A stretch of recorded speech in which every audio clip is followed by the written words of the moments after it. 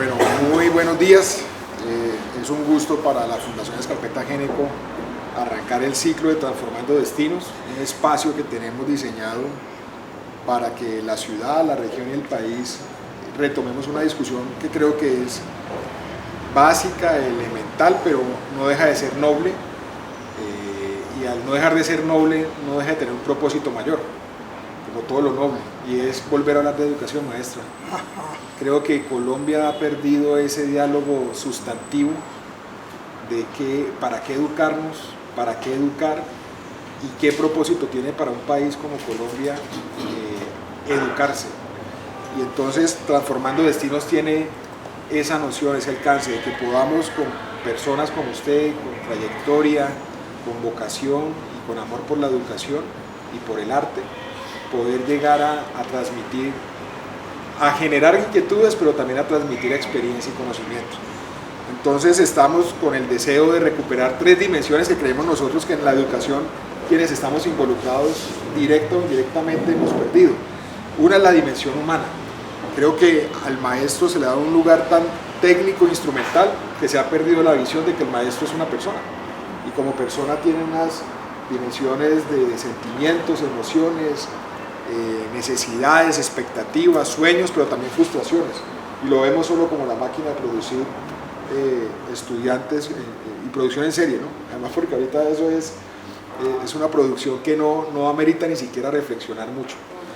La segunda es la dimensión vocacional. Creo que el tema de volver a discutir el por qué ser maestro, creo que esa pregunta casi ya no nos la hacemos, ni siquiera no solamente para maestro, para cualquier profesión, como que se volvió mecánico, piense rápido qué va a hacer en la vida y ejérzalo, pero en ese día a día se va perdiendo ese rumbo.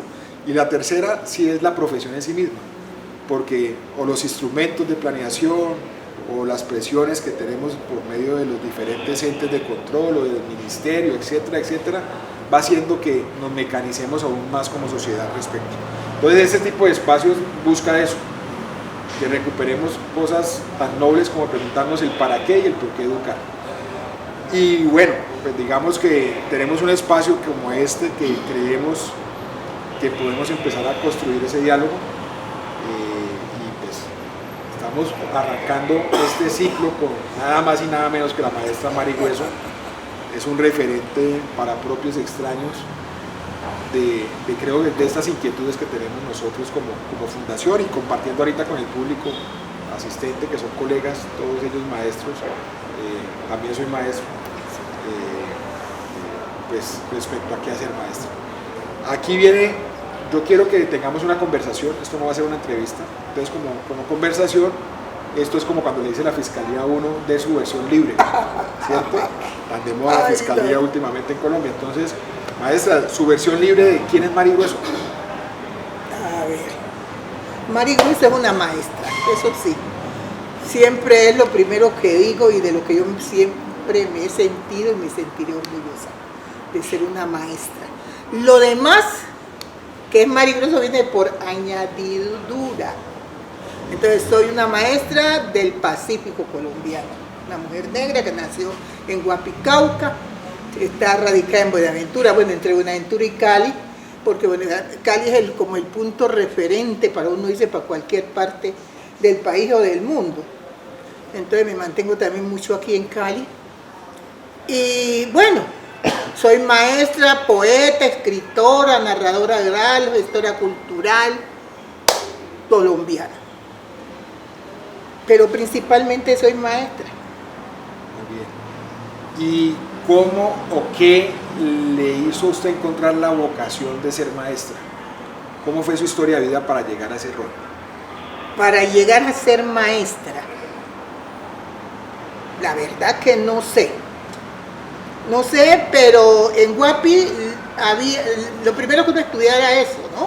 Había bachillerato y había una normal. Entonces yo entré a la normal y allí encontré mi vocación, porque habían unas maestras allí, ay Dios mío, esa era metiéndonos al alma el deseo de ser maestra y la importancia que era ser maestra.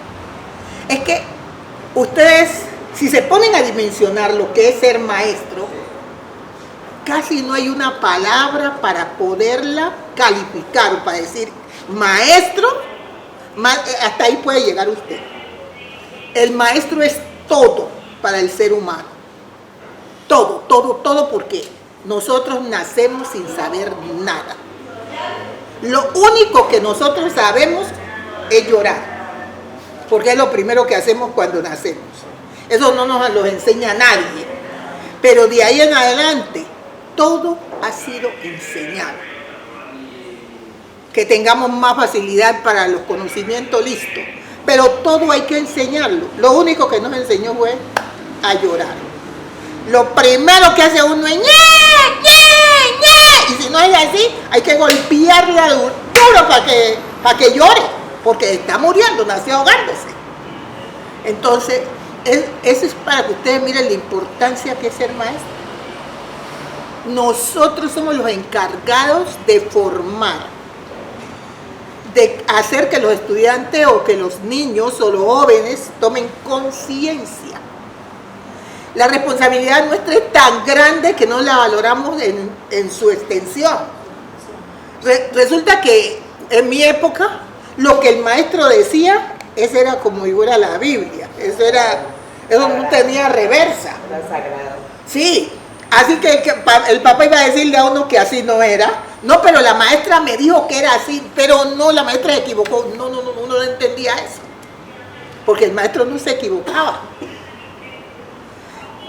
Resulta que al maestro tenía un valor, la gente no tenía tantos estudios como ahora, pero se le daba el valor al que tenía que dárselo y al maestro. Y con ese ejemplo que les puse ahora, le estoy diciendo la importancia que tenía el maestro para sus alumnos. Ahora hemos perdido todo eso. Yo entré a ser maestra y los alumnos eran de una manera.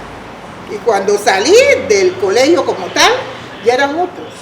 Y era yo mismo que estaba en el salón de clase, porque casi como que en 2 veces nomás cambié hasta de salón, porque siempre estuve ahí. Las nuevas mecánicas, la manera como ha ido evolucionando todo esto, nos ha dejado un poco atrás. Al maestro no se le está dando el valor que tiene. El valor que tiene el maestro en la función de formar personas, no se la está dando. No. Y tanto no se le está dando que usted,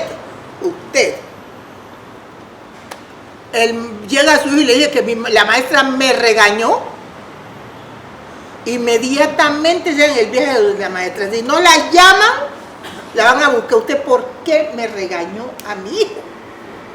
Usted no tiene por qué regañarlo. Y antes, el maestro tenía toda autoridad.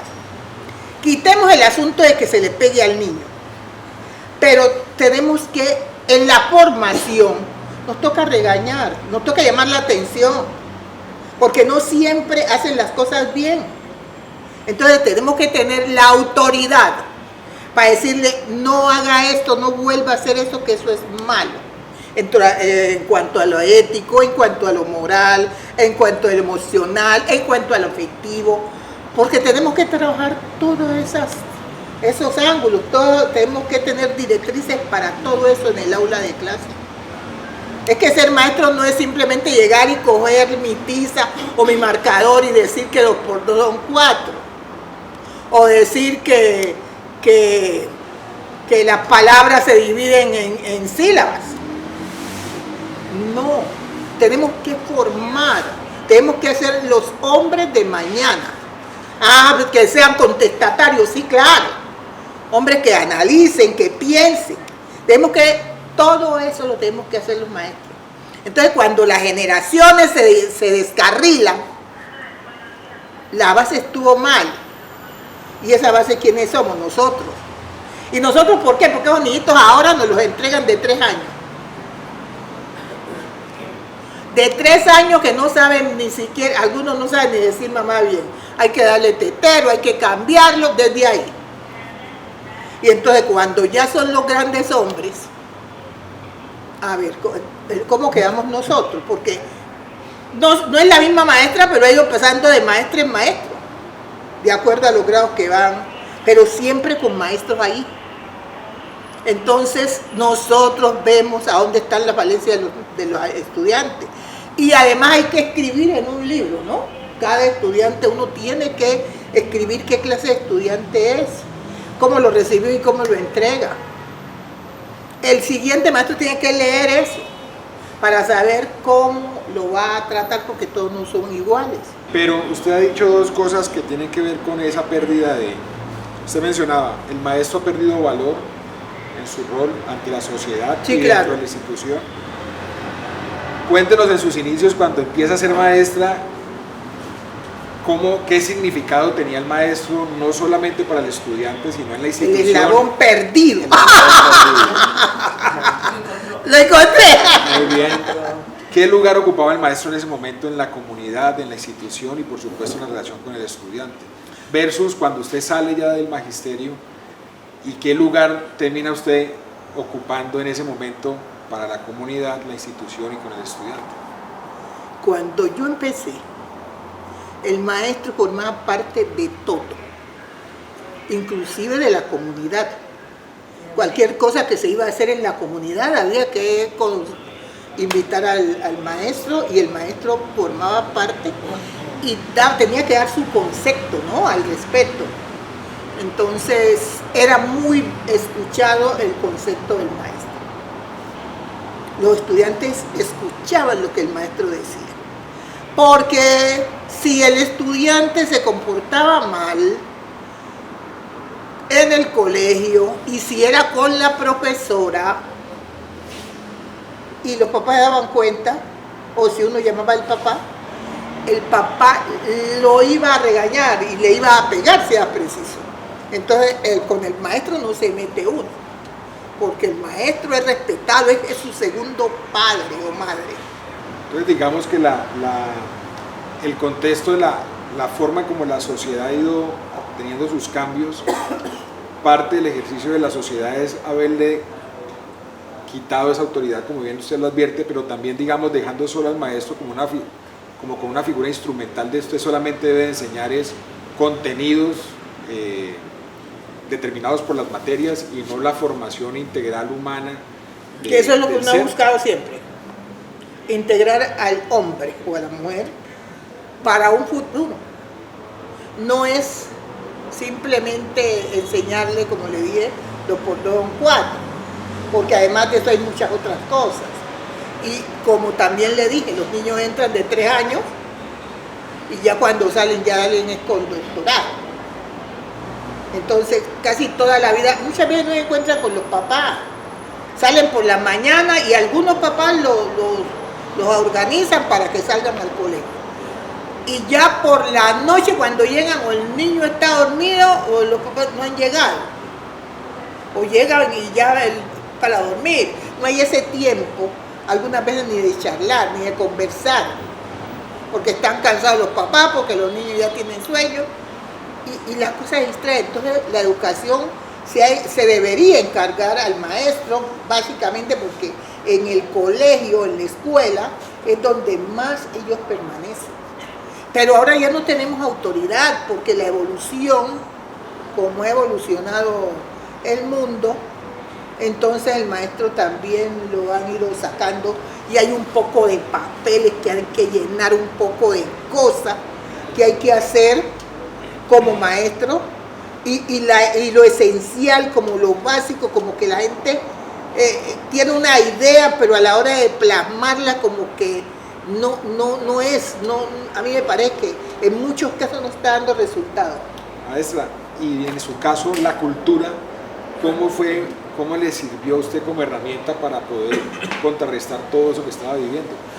La cultura ha sido fundamental. La cultura ha sido fundamental porque la cultura agiliza, lo pone más liviano, diría yo, los problemas. Si un niño tiene dificultades, si está aburrido, si está azarado, si no quiere saber de nada, o que está... ¡Ay, no! lo que la profesora está diciendo, ahí yo estoy aburrido y le entiendo. Vamos al patio y nos vamos con una ronda, nos vamos con una canción y ellos ahí mismo se ponen las pilas y no, vamos a jugar el agua de limón, vámonos y salimos, vamos a jugar el agua de limón, el que queda solo quedará él. Y entonces ahí mismo, ¿no? O cogemos una ronda, o que el conejo y el gato, que sale conejito, o que entra por aquí y el otro sale por allá. Entonces se animaron. Por eso yo como maestra, esas cosas de los juegos, los cantos, los poemas, es fundamental, es una herramienta fundamental en el aula. Solo despierta y ahí mismo vamos a empezar de nuevo, ya empieza con nuevos bríos, con ganas de hacer las cosas. Y en el tema de conectar la cultura y esos elementos de juego tradicional y la lúdica con la tradición, ¿cómo usted empezó a tejer eso en la labor educativa? Resulta que por ser mujer negra soy oral. En la oralidad ha sido para mí una herramienta pero magnífica, porque nosotros tenemos más facilidad expresiva que para escribir. Entonces uno le echa un cuento, que es las cosas que usamos en la comunidad negra. Recuerden que nosotros venimos de Ágrafo, muy cerquita, ¿no? En los años 40 todavía tenían dificultad, y ya de los 50 para acá empezamos ya a escribir, y ya de los del 57 que ya vino el plebiscito que nos dio la cédula a todas, nosotros tuvimos más, para nosotros fue más relevante todavía para las comunidades negras poder tener su cédula. Entonces ya fuimos dejando un poquito la oralidad porque ya nos fuimos acercando más a la escritura. Pero la oralidad todo ha sido a través de los, diga usted, primero los cuentos, era la manera de uno divertirse, que los papás le contaban cuentos. También la poesía, también la décima, lo que nosotros llamamos verso de literatura, llama cada uno de las estrofas de un poema, pero nosotros le dimos verso a las coplas. Entonces voy a echarte un verso. El día que tú naciste, nacieron todas las flores, por eso a ti te llamo la reina de mis amores, decía. Hay un verso que yo casi siempre lo digo, y esos versos eran los que era de una manera de uno de utilizar la literatura, porque los versos iban a decir lo que uno sentía y de la forma como lo sentía. Por ejemplo, hay un verso que dice: agüita a media marea, agüita a media vaciante, agüita que va pa' guapi, dale salude a mi amante. Entonces es como, la persona no está ahí, la persona que uno quiere no está ahí, está en otra parte, y entonces le está mandando saludes a través del río, ¿no? O del mar. Pero eso también lo cantábamos. La gente utilizaba los canaletes y las canoas pequeñas que le llamamos potrillos, y entonces mientras uno va bogando, agüita media marea, yo, agüita media vaciante, yo, agüita que va pa' guapia, yo, dale salud a mi amante, yo, Entonces ese mismo verso lo podíamos decir como poesía o lo podíamos cantar. Entonces estas cosas se le enseñan a los niños y ellos mismos que hagan sus propios versos a partir del primero con el tercero, el segundo con el cuarto, porque haya ritmo. Ahora ya estamos utilizando lo que es la poesía libre, y entonces pues ya no tiene ritmo, pero Pero esta poesía se facilita más para las canciones, para llevar la canción. Los hombres utilizaban la décima y esa no la hacíamos nosotros, porque estaban determinados los versos para las mujeres y las décimas para los hombres. Yo no sé hacer décimas, hay mujeres que sí las hacen, yo no me he puesto en eso. Pero cuando teníamos nosotros dificultad con alguien, entonces también se lo expresábamos a través de eso, de los versos, o la poesía pues, o la decíamos cantado, o lo decíamos como poesía. Quien te ve tu proceder dicen que vos sos formal, y yo que ya te conozco por ti no doy medio real. Entonces la gente decía, ay, ¿por qué me dijo eso? Y ay, entonces ya ponía a cuestionar a la persona de por qué, ay, Mari pasó y me dijo eso, y yo, ¿por qué fue? Entonces ya empezaba uno a cuestionarse. Pero eso mismo también podía yo pasar por donde está la persona y decirle, ¿quién te ve tu proceder? Ay, yo, dicen que vos sos formal, ay, yo, y yo que ya te conozco, ay, yo, por ti no doy medio real, ay, yo, Eso es tradición oral. Y esa era la manera de uno decir las cosas en mi época. Entonces, esa oralidad, igual que los cuentos, que era un hombre casado con su mujer, estuvieron viviendo, hasta que llegaron a tener tantos hijos, era la manera de nosotros disfrutar, era como ¿cómo se llama? El teatro en casa. Sí. Entonces, ay, que hay cuento en tal parte, si mi tío, o mi primo, o mi padrino va a echar cuento, vamos. Pues una sala como esta, la sala de la casa, que es gente grande, cada uno llevaba su cobija, llevaba su almohada y su petate o su estera, y íbamos acostándonos así, y entonces uno se acostaba siempre con la persona más cercana, entonces estaba conversando mientras empezaba el contador a contar. Mi papá contaba cuentos y nos acostábamos a escuchar los cuentos. ¿Qué pasaba entonces? Cuando estaban contando los cuentos, uno iba haciendo el son. El son es... que era un hombre casado con su mujer, tuvieron viviendo hasta que tuvieron 4 hijos. El uno se llamaba Pedro, el otro se llamaba Juan, el otro Revolcán Ceniza y la otra Juana. Ese le está indicando al contador que estábamos despiertos, que estábamos escuchando. Pero después eso iba mermando. Eso iba mermando hasta que ya no quedaba nadie. Entonces cuando él veía que ya nadie decía, bueno, se acababa el cuento. Por eso los cuentos del Pacífico son larguísimos. Y no es que sean larguísimos, sino porque uno nunca lo terminaba de escuchar.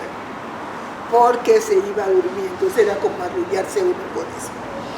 Forma entonces parte de la oralidad y eso se lleva al aula para que los estudiantes puedan escuchar los cuentos.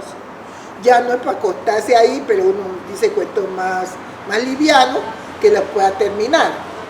Y con esos mismos cuentos vamos a utilizar pues los elementos que manda el ministerio para encontrar allí los elementos del cuento.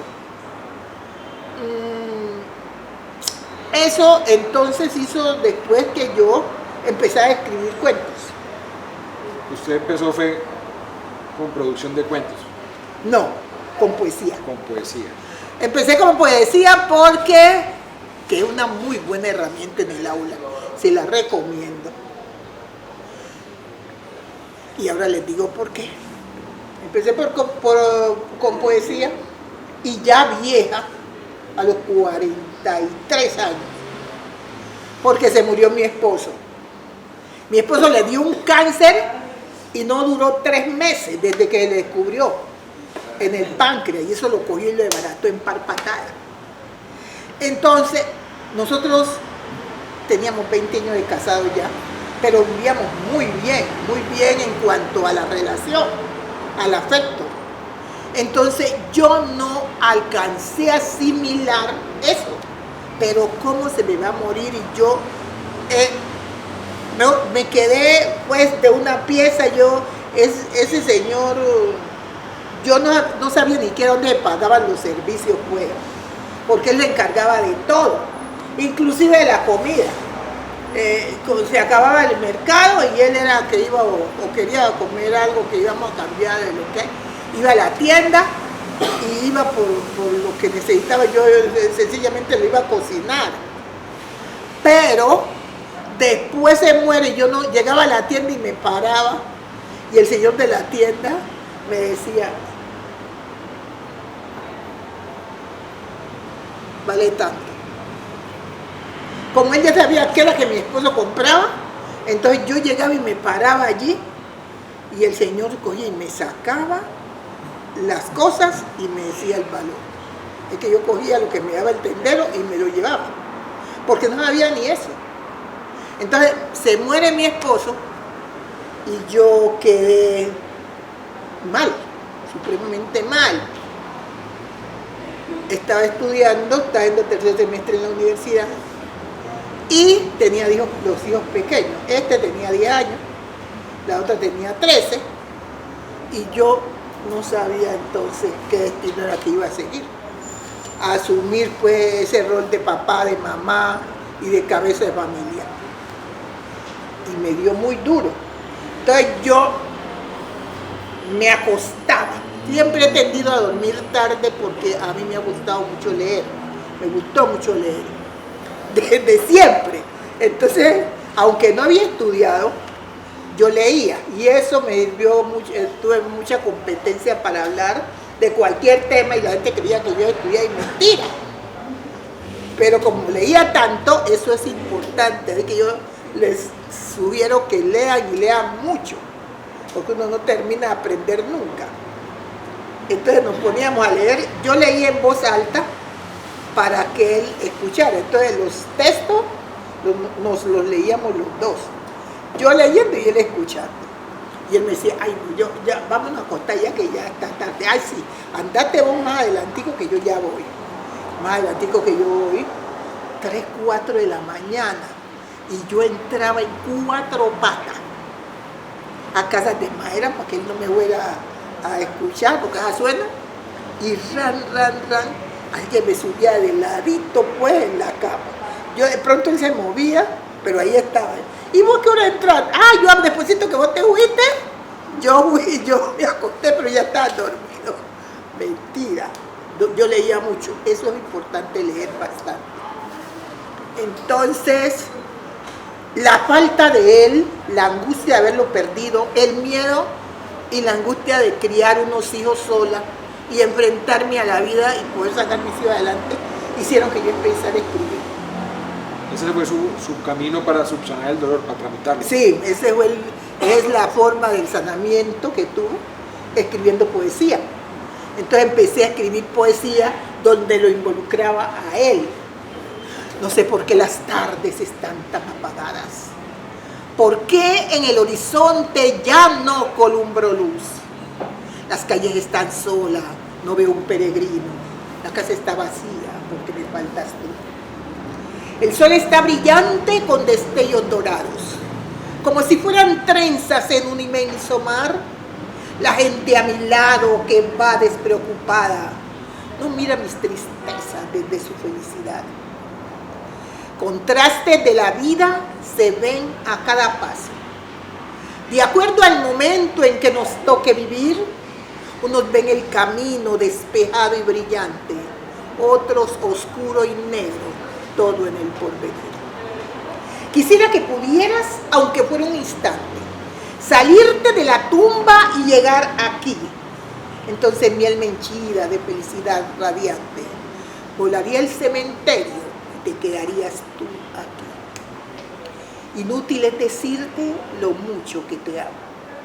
Lo sabías de sobra desde antes de partir, mas yo estoy segura que hasta el último momento tu final pensamiento fue para mí. Qué lindo haberse amado con tanta idolatría, que aún después de muerto te puedo percibir y tú en el camposanto te sientas conmovido de la forma en que te amo, aunque ya te perdí. poemas como ese.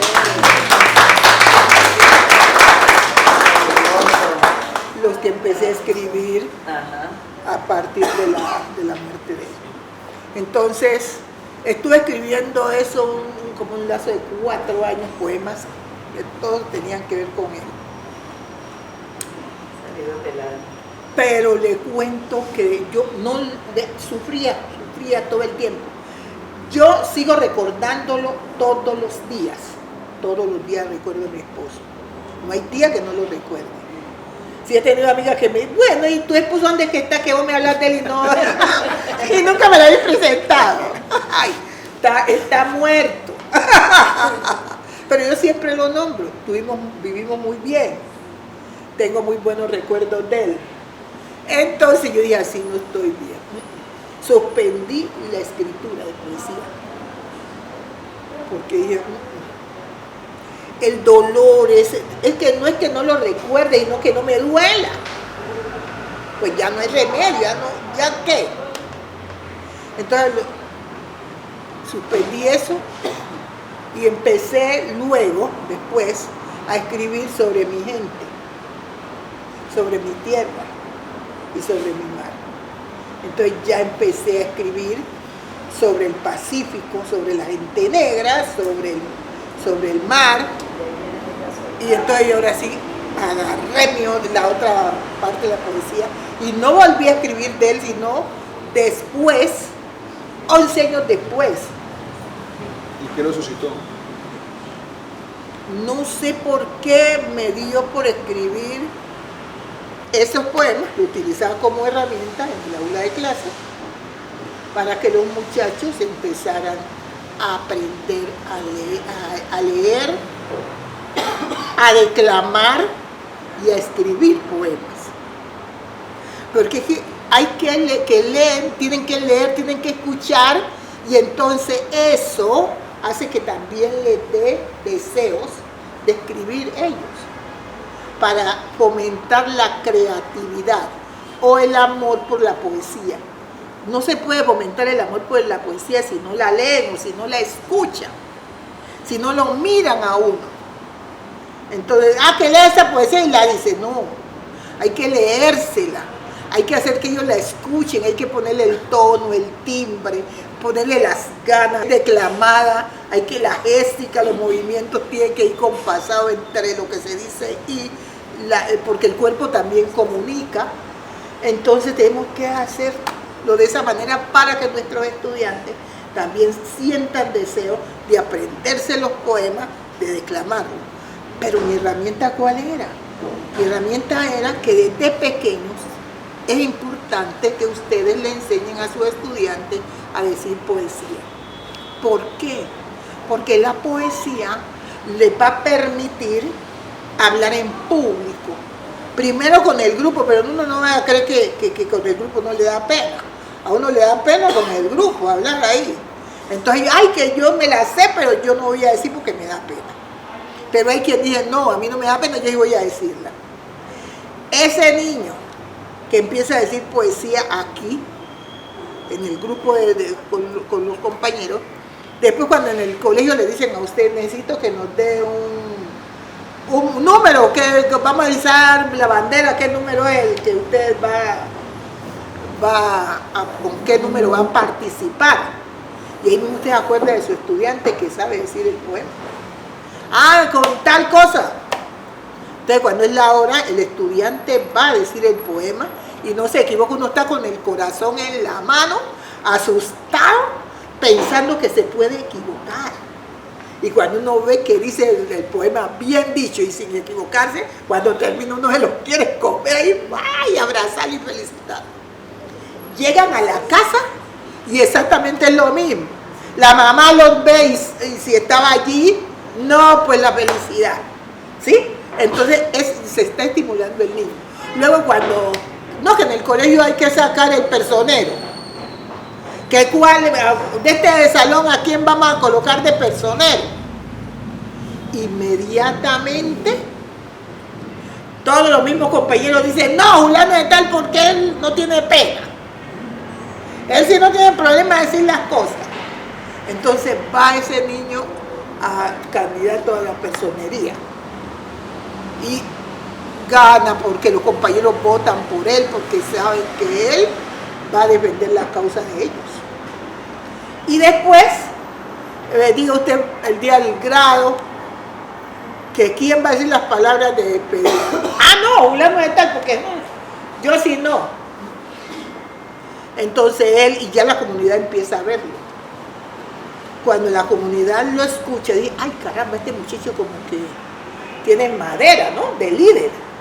Que no, que viene el presidente y vamos aquí, vamos a hablar con él porque hay unas cosas que hay que decírselas. Pero ¿y quién le dice? A ver, sí, tenemos que decir una cosa al presidente, pero ¿y entonces? ¿Quién fue? Que no, que fulano de tal. Ah, sí. Sí, él no tiene problema, él no tiene pelo en la lengua. Él les canta la verdad y se la va diciendo una vez. Entonces la misma comunidad se encarga de ubicar a la persona como líder. Pero el liderazgo viene desde acá. ¿Y de dónde empezó? De una poesía que usted le enseñó a su niño desde la primera vez. Antes le enseñaban a uno, manecita rosadita, muy despierta, yo te haré para que haga buenas letras, y no... ¡Ah! Exactamente, y uno nunca olvidó eso. Nunca. Yo tengo 76 años y eso me lo enseñaron cuando estaba, yo no sé por dónde, pequeñita, y hoy día los puedo decir. Igual ustedes mismos hicieron el coro porque también pasaron por ahí. Entonces, esas son las cosas que tienen que ver con la literatura.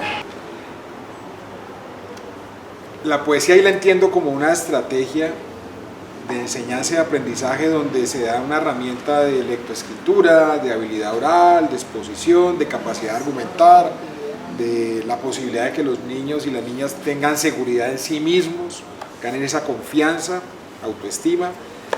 Pero tengo una pregunta por su historia de vida respecto a la poesía y a la literatura, si eso lo llevó también a los niños. ¿Eso también le ayudó a que los niños tuvieran amor propio por el territorio y por la cultura y su entorno? Bueno, eso es una buena pregunta, ¿eh? La poesía, eso hace, porque después, mi poesía, le dije que había sobre mi tierra, sobre mi gente, sobre mi mar. Entonces empecé a escribir sobre el negro, con Negra Soy, la muñeca negra. Empecé a escribir un poema que se llama Los frutos de mi tierra. Hay otro que dice,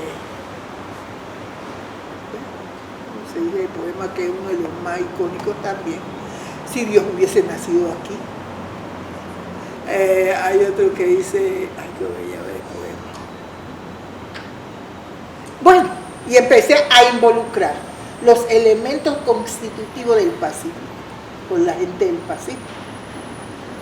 Y ahora sí me dediqué a mostrar esa parte, las dificultades, las partes buenas, las positivas, las cosas buenas que Dios nos ha dado, las que el hombre ha conseguido, y también pues las desgracias con tantos problemas de inseguridad y de todas estas cosas. El poeta tiene que ser esa persona que debe dejar registro de lo que sucedió en su comunidad o en su país en un momento dado. Vamos a hablar del amor y de las cosas bonitas, de la pasión, del erotismo, de todo, pero también usted tiene que dar esa constancia como poeta de los sucesos que han marcado una época. Así que eso no es simplemente que es poeta, eso es una responsabilidad muy grande si uno la abarca desde las diferentes aristas que están a su alrededor. Entonces la poesía desde eso. Y lo otro que es la literatura infantil, diga usted lo de la escritura. Empecé también desde el aula. El hecho de ser maestra para mí es una marca. Desde el aula empecé a escribir cuentos porque el Ministerio de Educación no nos tenía en cuenta. Yo siendo una mujer negra del Pacífico, en un salón de 25, 30, 50 personas, negras, maestra negra, y no nos enseñaban nada que tuviera que ver con nuestra cultura, con nuestra identidad, con nada. Entonces aprendemos todo lo que nos enseñan, pero ¿de dónde estamos nosotros? Estamos recibiendo una cultura que no tiene que ver con nosotros, y no necesariamente es que lo que nos enseñen es lo nuestro nomás, sino que cuál era el interés mío, que nosotros también formáramos parte de esa enseñanza, nuestras costumbres, nuestra identidad, nuestras cosas. Pero si iban a poner un ejemplo, iban a buscar un tomate en vez de poner un pomarroso de los que hay allá.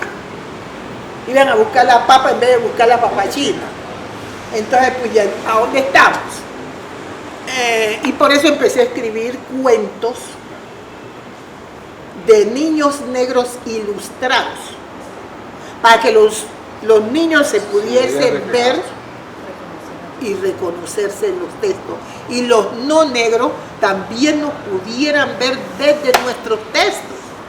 Entonces, esos niñitos que no conocen los negros acá, entonces ya ven un libro, La Muñeca Negra, por ejemplo, donde la protagonista es una negra, una niña negra, y entonces ellos ya pueden leer el texto y mirar las imágenes, y entonces se familiarizan con ellos.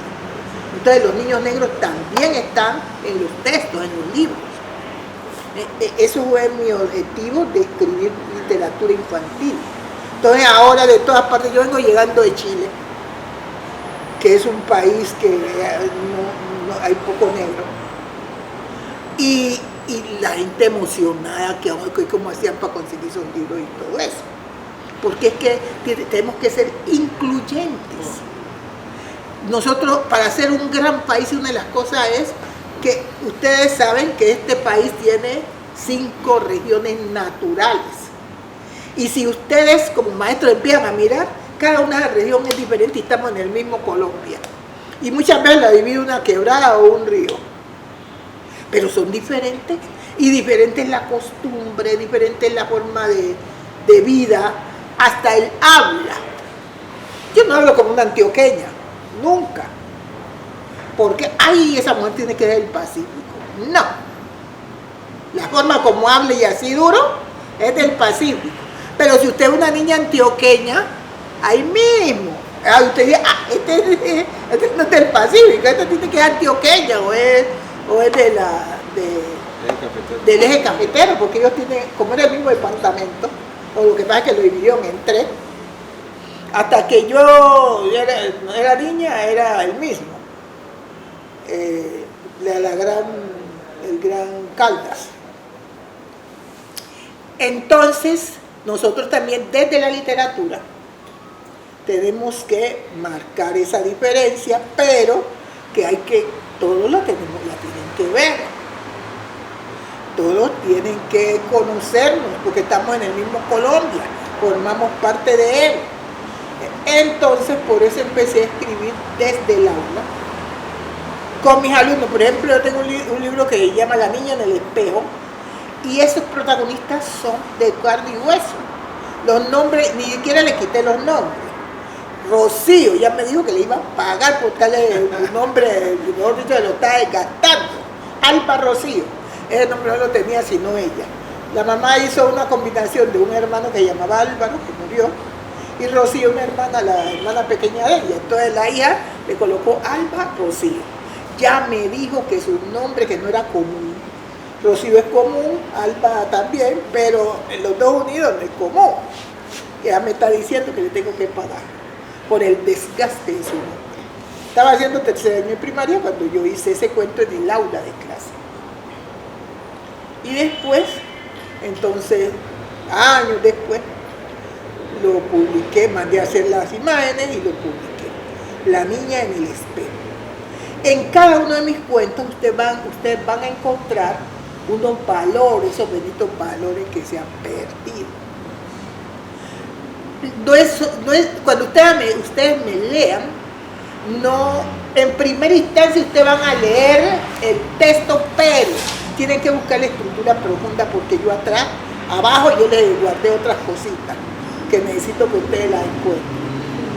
Claro, sí que está bonito, sí está bonito, pero allá en el fondo yo les dejé allá. Muy fiera. Les dejé del trasfondo una cosa. Alba Rocío, por ejemplo, ahí vamos a hablar de la naturaleza, que no, en las comunidades nuestras no cogíamos nada que perjudicara la naturaleza. Por ejemplo, los animales, no, que la mariposa, por ejemplo, se trata de mariposa, uno va a matar la mariposa por gusto. No cortamos los árboles, por ejemplo, para la madera, teníamos que buscar que tuviera menguante. No se cortaba en luna, porque la luna hace que usted corta tranquilamente, pero no le dura la madera. Con facilidad le cae gorgojo o esas. Se bromea esa madera. Entonces hay que estar en menguante. Todas esas cosas nos las enseñaron el trato con la naturaleza. Hablo ahí también de lo que es el, ¿cómo se llama eso? El agüero. Agüeros hay en todas las comunidades, en todas. Usted leyó entre panela y confite. Bueno. Entonces, el agüero, ¿qué pasa con el agüero? Que uno, por ejemplo, llega una mariposa negra, una mariposa negra, va a traer malas noticias, sí, o va a morir algo. Si es café, entonces porque es una visita. Entonces son agüeros que uno tiene. También les hablé de agüero, entonces el maestro puede mandar que ellos investiguen qué cosa es eso.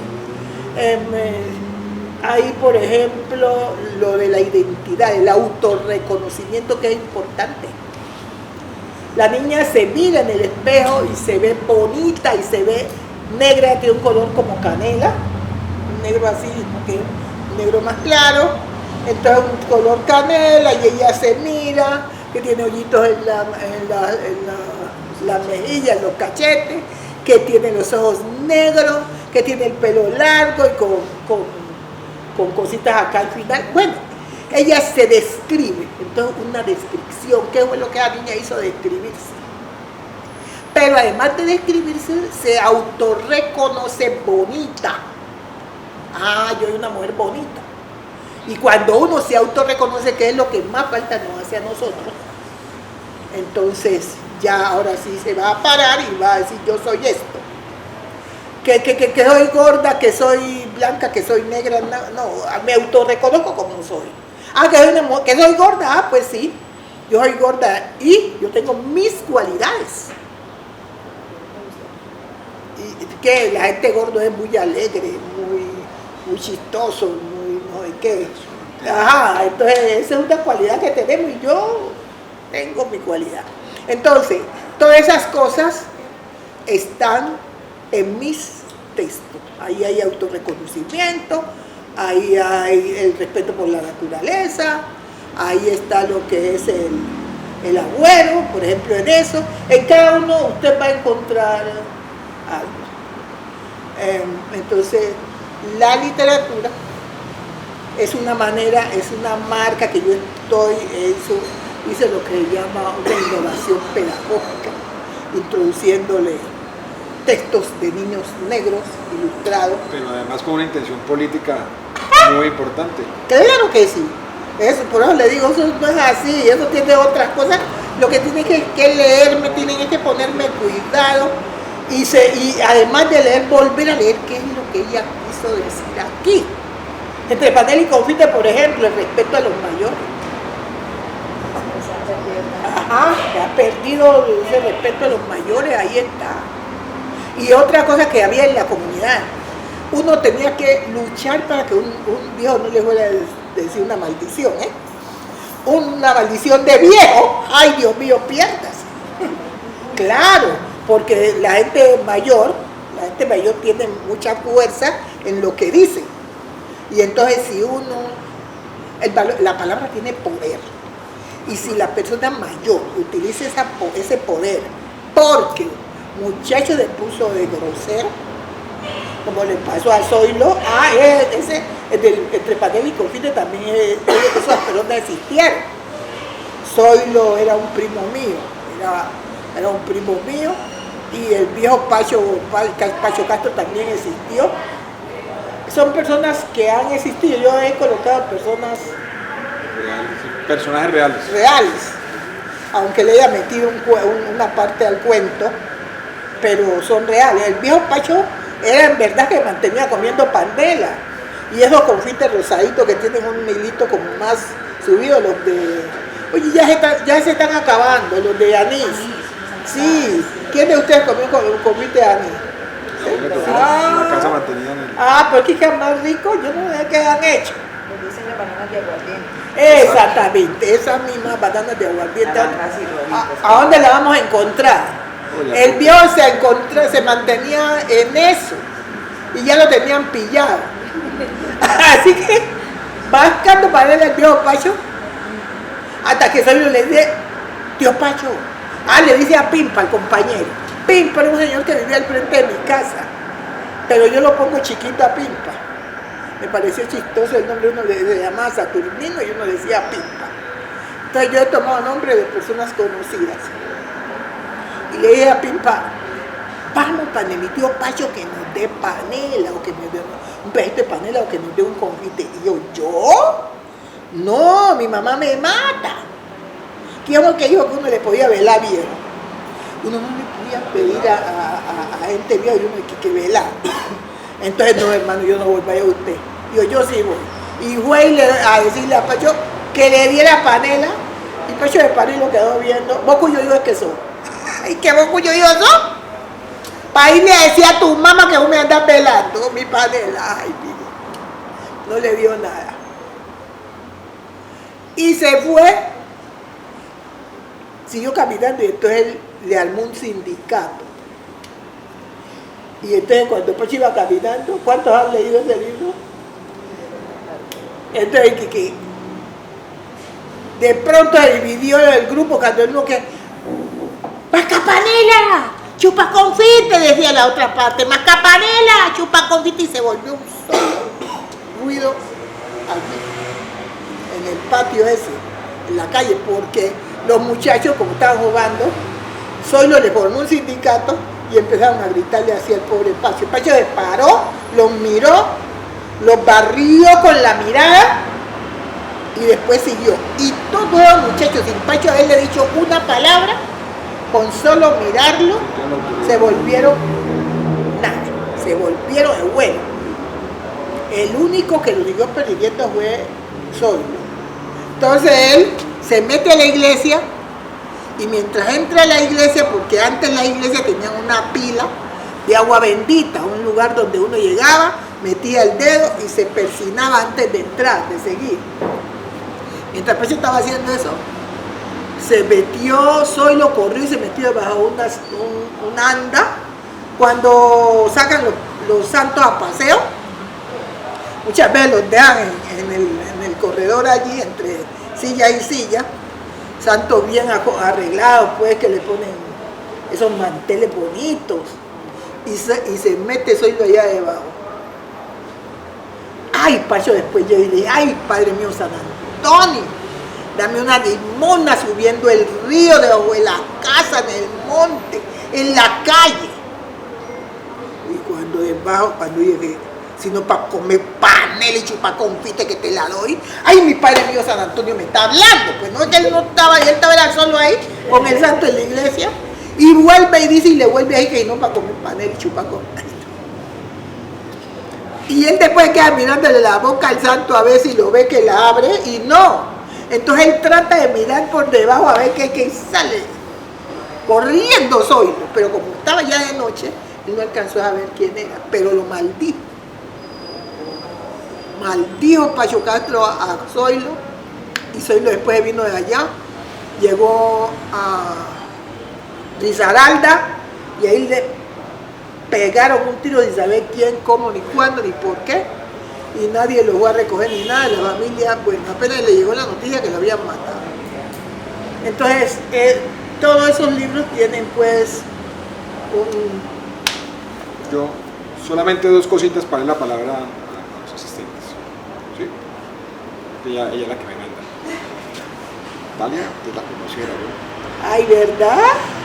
Vean, una, que pueda que los que estemos aquí conozcamos, pero para quienes van a poder ver el video tal vez no lo sepan, la importancia del niño en el Pacífico. Yo crecí con la idea, o sea, crecí el tiempo que logré vivir en el Pacífico. Yo sí tengo una aventura con esto. Y no se concebía un niño en la calle, o sea, toda la comunidad sentía que era responsable de ayudar a criar a ese niño. Si uno hacía algo malo, así como el maestro tenía esa autoridad, las personas mayores del barrio o de la calle, la marea, donde uno viviera, tenían la autoridad de ayudar a educar a ese niño. Por eso, digamos, parte de la lectura es que en el Pacífico es muy poco usual encontrar un niño en condición de calle, porque la importancia para la comunidad de un menor es toda. Eso es verdad. Eso, para usted, ¿tuvo algún elemento de inspiración o de motivación para hacer lo que ha hecho a nivel de educación con la poesía y la cuentería? Sí, claro. Yo tengo un poema que tiene que ver con eso, porque en las comunidades del Pacífico nos preocupamos mucho por los niños. Tan es así que yo, cuando empecé a ver ahora en los 90, que niños pidiendo comida, pidiendo en las calles, niños negros y después los indígenas, para mí era degradante. A mí eso no fue que me gustó nunca ver eso, porque eso no ha sido la costumbre nuestra. Mire, una de las cosas que han sido básicas, pero de mucha profundidad en las comunidades negras, es los niños y la crianza de ellos. Nunca buscábamos padrinos para los hijos que no fueran gente respetable, que uno considerara que era una persona respetable, con una cultura y cultura y valores bien fundamentados, porque de lo contrario nosotros no le íbamos a dejar bautizar a su hijo. ¿Por qué? Si los papás se morían, los padrinos eran las personas encargadas de criar. Y eso era automáticamente, pues, que el padrino se hacía responsable de eso. Así que uno no iba a buscar cualquier persona para padrino. No, no señor. Mi papá se murió en los papás y lo crió un padrino. Los padrinos lo criaron. Le enseñaron a trabajar y hasta primer año de primaria lo metieron, que mi papá aprendió a leer y escribir. Esa era la responsabilidad.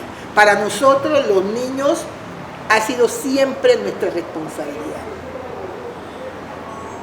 A uno ahora ve esos niños, esos muchachos descarriados en el Pacífico.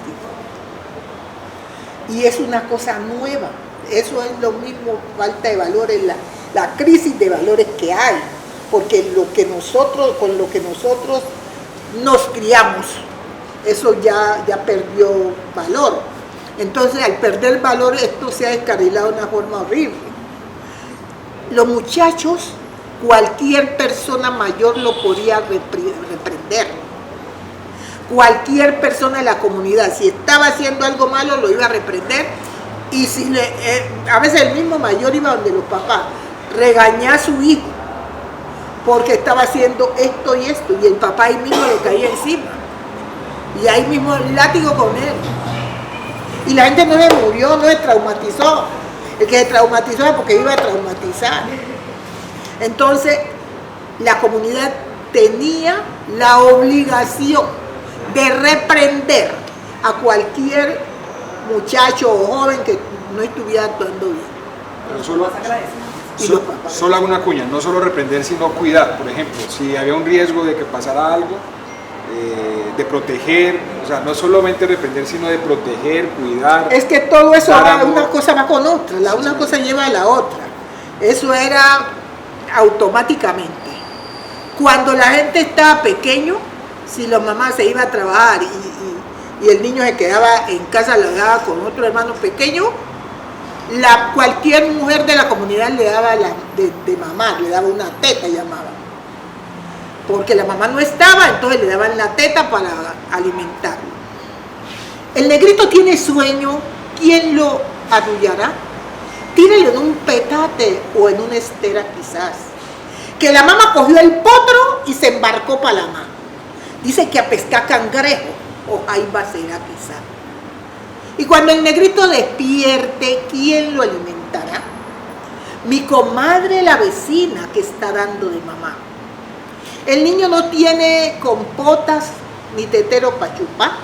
Lo que tiene es un pellejo, que es la teta de la mamá. Jala, jala, mi negrito, la teta de tu mamá. El negrito chupa y llora porque nada le bajará. La mamá no tiene leche porque en ayunas está, pero le bajará gota a gotas la sangre de la mamá. Eso le pasaba en las comunidades porque la mamá se iba a trabajar, le dejaba una olla de huepanela al niño y el más grande le daba esa huepanela cuando él lloraba. Y la mamá, cuando llegaba del trabajo en el río, tenía que sacar el seno y botar toda la leche que había acumulado porque era leche asentada, llamaban, y si el niño chupaba esa leche, le dolía el estómago. Ahora los modernos, entonces le ponen un aparato ahí y funciona. Allá no, entonces la mamá botaba la leche del muchito. Cuando llegaba y miraba a la mamá, ahí mismo empezaba a latir y a mover brazos, piernas, feliz de que la mamá había llegado. Y ahí mismo a buscar la teta y no le bajaba nada. Buenos días, mi nombre es Maribel. Pues quiero decirte que yo te admiro mucho, me gusta mucho tu trabajo. Yo hace poco soy educadora. Caray. Y para mí ha sido muy, bueno, como muy placentero el hecho de involucrarme de alguna manera con mi cultura. Aunque no, o sea, carezco de eso, no tuve como esa formación o no logré permearme de mi cultura porque yo soy de aquí de Cali. Mis padres son chocuanos, pero pues ellos vinieron muy pequeños, entonces esa parte de esa cultura se perdió. O sea, yo no tengo ni el acento, no hablo, no tengo, o sea, no se me nota nada. Pero yo sí en mi cátedra, yo soy profesora de lengua castellana. Es más, en la izada de bandera del Día del Idioma, yo te rendí como un homenaje, hablamos acerca de tu biografía, 2 niñas intervinieron con aquello de la poesía, el poema de la muñeca negra y negra soy. La pregunta que te tengo es, ¿qué me recomendarías como para que implemente? Yo en estos momentos estoy dictando clase en el grado 8º, los niños han disfrutado lo que he hecho con tus poemas, pero no sé de qué otra manera tengo como para llegar a esos estudiantes y que se identifiquen. Tengo niños que son afro y no se identifican o les da pena reconocer que son afro. Yo le recomiendo La niña en el espejo de mis libros, que acabé de hablar de ella. Sí, La niña se autorreconoce y ella es clarita, yo creo que es más o menos así, como ella. Porque es que el negro, eso va como en escala, ¿sí? Si tú vas a un salón en este país, así no sé, en el Pacífico, aquí en Cali, vas a encontrar diferentes tonos de piel, porque eso lo da el mestizaje. Y entonces va desde el negro hasta unos que ya vienen siendo casi mestizos. Mire, aquí estamos los dos y tenemos diferentes tonos de piel. Y espero que usted no diga que no es negro, porque esto es como queda. Entonces es como así, pero la gente que tiene un poquito más claro, ya dije que no es negro. ¿Por qué? Porque no se autorreconoce. Y eso, en este mismo libro, yo he hecho un ejercicio de autorreconocimiento, La niña en el espejo. Yo no sé si aquí la tenga. Donde esta niña que se mira en el espejo, yo los pongo a mirarse en el espejo. Inclusive en Santa Marta compré unos espejitos que dejo que van cerrados. Y entonces yo les hablo a ellos, le leemos el texto independiente que sea de bachillerato o primaria, igual. Leemos el texto, analizamos el texto, qué es lo que pasa ahí, por qué la niña se vio en el espejo, por qué la imagen de la niña no sé qué, y usted va a mirar qué pasó con esa niña. Bueno, la niña al mirarse en el espejo se autorreconoció negra y se autorreconoció bella, porque es que nosotros tenemos su propia belleza.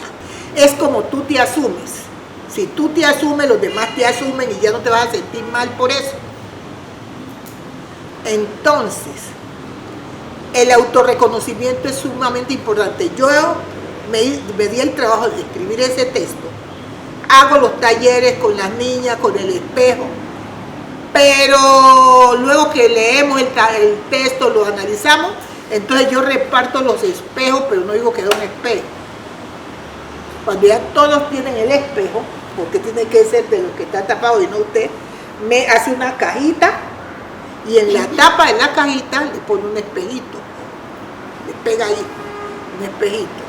Todas esas cosas ustedes las pueden hacer porque yo las he hecho. Entonces les da a cada una, o los tiene ahí las cajitas y les dice que vayan y escojan una. Entonces cada uno de diferentes colores la cae en cartulina. Ellas van y escogen. Ya cuando todos tienen, le dice que ahora sí la abran. La gente cree que es un regalo, que la abran. ¿Qué encontraron? Un espejo para que se miren en el espejo. Pero esa mirar en el espejo tiene varias connotaciones. Primero, vamos a mirarnos y vamos a escribir cómo nos vemos, qué nos gusta de nosotros, qué no nos gusta. Aquí, me gusta esto. Esto como en las partes positivas o los, ¿cómo llaman? La parte, ¿ah? Sí, pues, no, yo quiero decir que potencial, ¿ah? Sí, vamos a ver las virtudes, cuál es lo más bonito, usted qué es lo que tiene más bonito, que sus ojos, que su nariz, que su boca. Bueno, ahora sí, ¿cuál es la parte negativa en este caso? Porque nosotros nos vemos y tal cosa no me gusta, por ahora hay tantas cirugías y quedan peores, ¿no? Se cogen y esas narices se las dañan, esas caras las estiran y eso es raro. Entonces, ¿qué te gustaría cambiar? Es la parte negativa. Entonces, bueno, de mi cara me gusta esto y esto, lo que no me gusta es tal cosa. Bueno, eso es la parte física, pero nosotros estamos compuestos por materia y espíritu. ¿Está viendo? De materia y, la bobada eso es maestra. Materia y espíritu. Entonces, cuando nos miramos el rostro, estamos viendo la parte material, la parte física, esa que se ve. Pero la otra parte que no se ve es la moral. Entonces, ¿cuáles son las partes positivas que usted tiene ahí? Que es su parte que usted puede decir, yo tengo esta cualidad positiva. Ah, ¿y cuál es el defecto? ¿Cuál es la parte negativa? El antivalor que tengo. Es los valores morales y los antivalores. Una profesora en Guapi, yo hice ejercicio y se para y me dice de los antivalores, me dice que es muy envidiosa, delante de todo, que era muy envidiosa. Entonces tenemos que trabajar, ya la descubrimos, ya nos dimos cuenta que tenemos ese defecto, ese antivalor. Entonces, ¿qué tenemos que hacer? Trabajarlo. Entonces, vamos a trabajarlo en el aula o van a trabajarlo en su casa. Yo no sé ustedes cómo lo pongan a trabajar, pero tienen que trabajar eso. Uno de los problemas es poder uno encontrar a dónde tiene la falla. Y entonces, si ya la encontramos, vamos a trabajarla.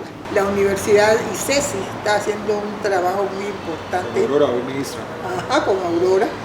Y entonces, para que nosotros le dictáramos clase a un grupo de negros, que le dictáramos clase a los profesores de aquí de Cali, para que entendieran lo que era ser negro y cómo debía llevar al aula. Y la verdad es que venían un día y no venían dos porque el rector no les daba permiso, que el coordinador no sé qué. Terminamos yendo a los colegios porque no había forma. Entonces hay colegios de educadores, hay profesores de educadores, pero ¿qué saben de educación? Que los días, en el mes de mayo, van a trabajar lo que es, eso sí, todo lo que es la ropa, la comida, los bailes, la danza, terminó el mes de mayo y punto, y eso nomás no es mucho más que eso. Dentro de las actividades que hice para que todos, porque a ellos les da la pena, les dije yo, listo, vamos a crear poesía, vamos a hacer 2 estrofas. Ellos saben manejar el verso y la estrofa con rima. Y le dije yo, y a eso le van a poner, entonces el entorno, nosotros en Siloé les gusta mucho el rap. Entonces hablamos del rap, le dije yo, conviertan las estrofas en rap. Oh, experiencia tan buena como ve. Entonces ellos no la dicen en público, pero me la dicen a mí, pero le ponen el fum, fum, fum, el sonido increíble como suena la estrofa en el rap. El maestro, eso es el maestro. Me faltó una cosita, la más importante para todos, yo creo, que nos regale Negra Soy.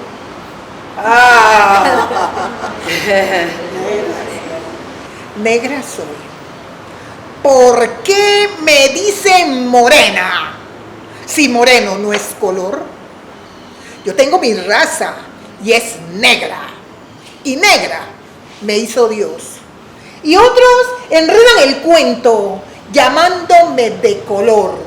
Dizque para endulzarme la cosa y que no me ofenda yo. Yo tengo mi raza pura y de ella orgullosa estoy. De mis ancestros africanos y del sonar del tambor. Yo vengo de una raza que tiene una historia para contar, que rompiendo las cadenas alcanzó la libertad. A sangre y fuego rompieron las cadenas de opresión y de ese yugo esclavista que por siglos nos aplastó. La sangre en mi cuerpo se empieza a desbocar, se me sube a la cabeza y comienzo a protestar. Yo soy negra como la noche, como el carbón mineral, como las entrañas de la tierra y como el escudo pedernal. Así que no disimulen llamándome de color, diciéndome morena, porque negra es que yo soy.